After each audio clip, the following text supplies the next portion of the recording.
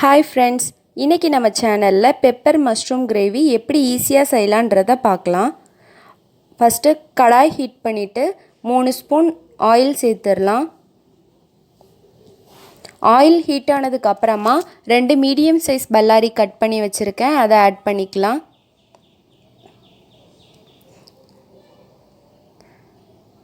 பல்லாரி வதங்கிட்டு இருக்கும் போதே நம்ம கொஞ்சமாக உப்பு சேர்த்து வதக்கணுன்னா ரொம்ப ஈஸியாகவே பல்லாரி சாஃப்ட் ஆயிரும்.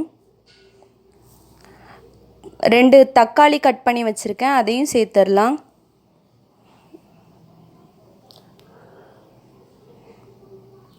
ஒரு ஸ்பூன் இஞ்சி பூண்டு பேஸ்ட்டு சேர்த்துடலாம். 1/2 ஸ்பூன் வத்தல் பொடி சேர்த்துடலாம். 1 ஸ்பூன் பிரியாணி மசாலா ஆட் பண்ணிக்கலாம். 1/2 ஸ்பூன் மிளகு பொடி ஆட் பண்ணிக்கலாம். மிளகுத்தூள் நீங்கள் உங்கள் காரத்துக்கு ஏற்ற மாதிரி சேர்த்துக்கோங்க.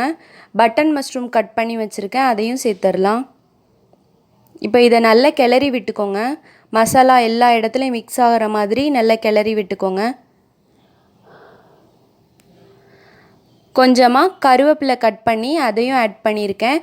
இந்த கருவேப்பிலை சேர்க்குறதுனால நம்ம அந்த கிரேவிக்கு நல்ல ஃப்ளேவர் கொடுக்கும். அதனால் நீங்கள் செய்யும்போது கருவேப்பிலை கண்டிப்பாக ஆட் பண்ணிக்கோங்க.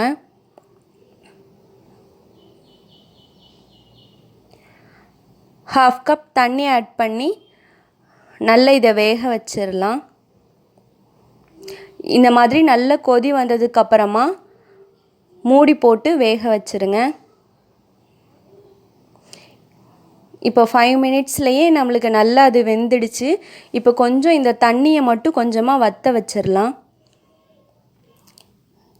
இந்த லெவலுக்கு தண்ணி வற்றினா போதும். இந்த மாதிரி கிரேவி இருந்தால் தான் சப்பாத்திக்கு நல்லாயிருக்கும்.